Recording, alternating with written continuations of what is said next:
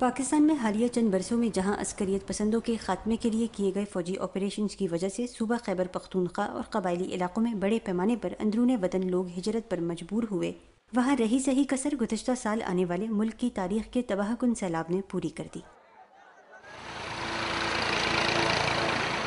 اس قدرتی آفت کی تباہ کاریوں کا دائرہ پاکستان کے کسی ایک حصے تک محدود نہیں تھا۔ سیلابی پانی نے لاکھوں افراد کو دربدر اور ان کے مال مویشیوں کو نگل لیا۔ شمال مغربی پاکستان سے اٹھنے والے اس بدترین سیلاب نے سب سے زیادہ صوبہ سندھ کو متاثر کیا۔ اگرچہ سیلاب کو ایک سال مکمل ہونے کو ہے، لیکن صوبے کے دیگر اضلاع کی طرح ضلع جام شورو میں بھی بیشتر مقامات پر پانی اترنے کے باوجود زندگی تاحال معمول پر نہیں آ سکی ہے۔ سرکاری اعداد و شمار کے مطابق سیلابی ریلے سے یہاں 80,000 سے زائد مقامی افراد متاثر ہوئے، جبکہ بالائی سندھ سے تقریباً 3.25 لاکھ مہاجرین نے یہاں ڈیرا ڈالا۔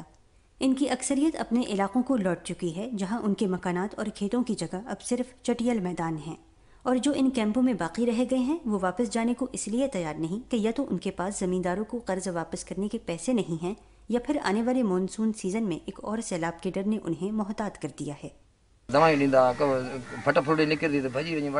محمد عارف اپنے خاندان کے 7 افراد کے ساتھ اس چھوٹے سے ٹینٹ میں مقیم ہیں۔ وہ واپس جانا چاہتے ہیں، لیکن زمیندار کے پیسے واپس کرنے کی استطاعت نہیں رکھتے۔ اس نے زمیندار نے بولا کہ پہلے ہمارا قرضہ دو گے، ادھر آ کے لڈا اتارو اپنا، نہیں تو ادھر اپنا ٹرک بھی نہیں کھڑا کرو، کیونکہ تمہارا قرضہ ہے پہلے کا۔ نواز چانڈیوں کا حال بھی کچھ مختلف نہیں۔ سیلاب سے پہلے قنبر شہداد کوٹ میں وہ اپنی 10 ایکڑ کی زمین کاشت کرتے تھے، مگر اب یہاں جھلسا دینے والی اس گرمی میں پتھر توڑ رہے ہیں۔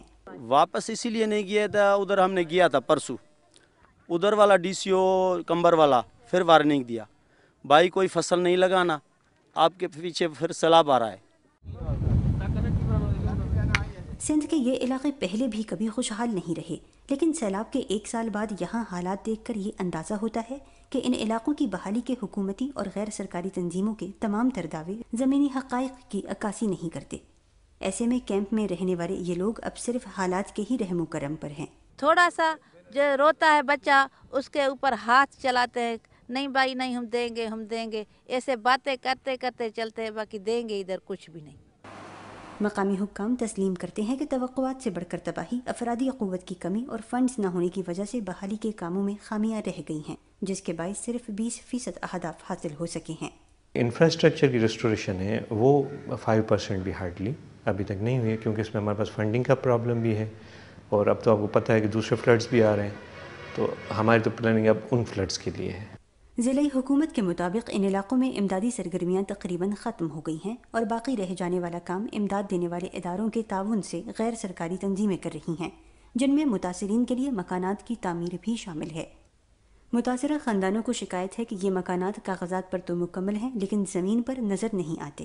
بحالی کے عمل میں مصروف بعض غیر سرکاری تنظیموں کے عہدیدار بھی بحالی کے عمل میں بے ضابطگیوں کا اعتراف کرتے ہیں۔ کچھ این جی اوز پراپرلی کام کر رہی ہیں، اور کچھ این جی اوز جو ہیں وہ انہوں نے کام کمپلیٹ نہیں کیا، کیونکہ اب جو 2 مہینے رہ گئے ہیں، اب فلڈ پھر آئے گا تو وہ ڈیفینیٹلی جو کام دیا گیا تھا وہ تو ڈیفینیٹلی چھپ جائے گا، کیونکہ اب ان کو چیک اینڈ بیلنس تو ہوگا ہی نہیں، کیونکہ وہ چلے گئے وہاں سے، اور اب جو دوسرا فلڈ آئے گا وہ آپ کو بتا نہیں پائے گا کہ ہم نے گھر بنائے، یا ہم نے جو ڈونیشن دی تھی، یا جو ہم نے ہیلپ کی تھی یہاں پر لوگوں کی، وہ آلریڈی اویلیبل ہے یا نہیں ہے یہاں پر۔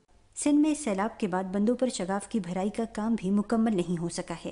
ایسے میں ان خدشات میں شدت آ رہی ہے کہ موجودہ حالات میں اگر دوسرے سیلاب نے ان علاقوں کا رخ کیا تو تباہی پہلے سے کہیں زیادہ ہوگی۔